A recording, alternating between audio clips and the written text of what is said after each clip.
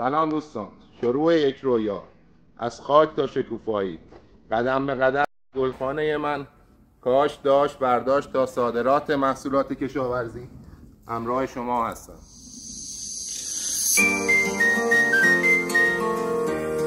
با من همراه باشید در گلخانه من.